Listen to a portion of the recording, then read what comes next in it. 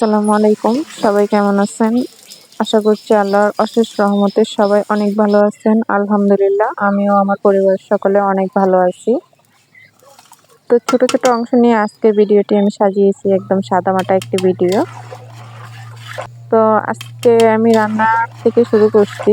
আজকের রান্নাটা তেমন কিছু করিনি। হালকা ডাল ভাত ভর্তা করেছি। তো দেখতেই পাচ্ছেন আমি ডালটা চুলাতে বসিয়ে দিয়েছি। আর আমি এক চুলাতে রান্না করি। এটা আমাকে অনেক আপুরাই বলছেন যে, "আপু এক চুলাতে কেন রান্না করেন? অনেক মানে দেরি হয় না রান্না করতে, অসুবিধা হয় না?"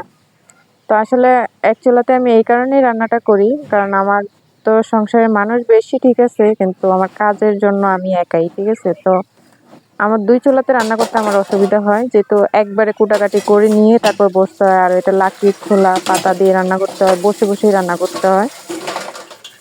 তো ২ চুলাতে রান্না করলে হয় কি আমার গুছাইতে গাছাইতে যে সময়টা লাগে ওই সময়টা আমার আলাদা দিতে হয়। আর রান্নার সময়টাও আমাকে আলাদাই দিতে হয়। কিন্তু এক চুলাতে রান্না করলে আমার আলাদা কোনো সময় দেওয়া লাগে না রান্না করতে। যেরকম এখন ডালটা আমি চুলায় বসিয়ে রেখে আসছি। এসে দেখেন আমার ডাল হতে, হতে কিন্তু আমার ধোয়া দেয়, কাপড়-চোপড় ধোয়া মানে অনেক কিছু আমি করে ফেলতে পারবো। এরপর আরেকটা তরকারি রেডি করতে পারবো বা বাবু কান্নাকাটি করতেছে তো ওর কাছে যাইতে পারবো। মানে একটা কিছু করতে পারবো আমি এক চুলাতে রান্না করলে।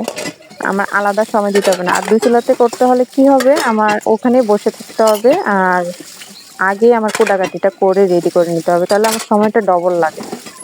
তো এইজন্য আমি হাঁইটে, হাঁইটেই কাজ করতে বেশি পছন্দ করি। মানে এক জায়গাতে বসে থেকে একটা কাজ করব, আরেকটা কাজ পরে থাকবে। যেহেতু আমি একা মানুষ এইজন্য আর আমার ওইটা হয় না। ওইটাতে আমার কষ্টই হয়। আমি ২ চুলা দিয়েছিলাম ঘরে, তো ২ চুলা আমি বন্ধ করে পরে আবার ১ চুলা করছি। যে আমি ২ চুলাতে তো রান্নাই করতে পারি না, তাহলে আর কেন আমি ২ চুলা রাখবো? তো আমি বন্ধ করে দিছি। তো ২ চুলাও আছে আমার।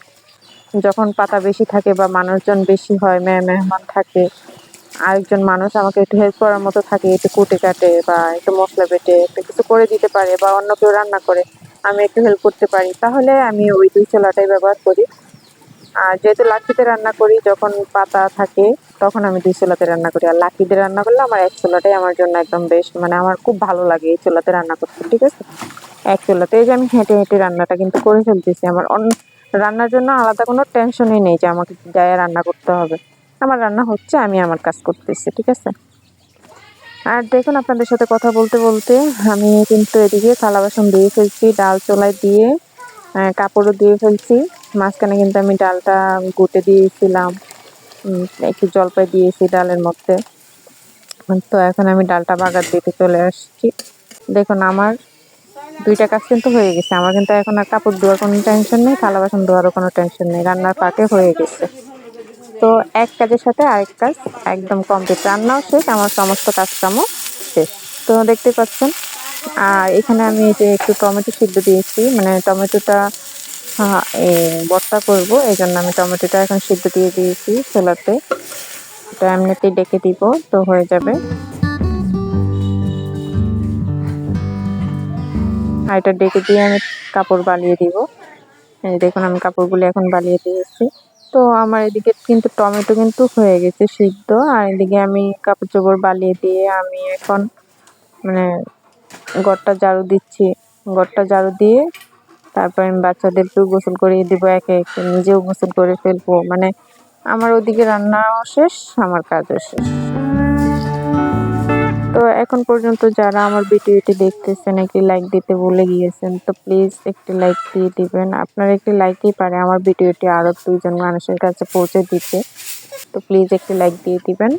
আর এই যে দেখেন আমি উঠানটা ঝাড়ু দিয়ে একদম পাতাগুলো নিয়ে যাচ্ছি, কারণ এই পাতাগুলি আমাদের বাড়িতে না অনেক বালি থাকে, তো বালিতে নষ্ট হয়ে যায় আরো বেশি।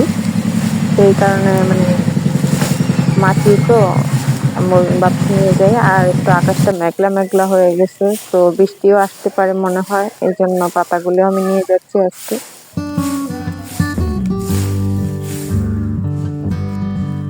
তো যাই হোক আমি পাতা টাতা নিয়ে গোসল টোসল সেরে খাবার খেতে চলে আসছি, ভর্তাও বানিয়ে ফেলছি, সেটা আপনাদেরকে আর দেখাইনি। আজকের ভিডিওটি এই পর্যন্ত। আল্লাহ হাফেজ।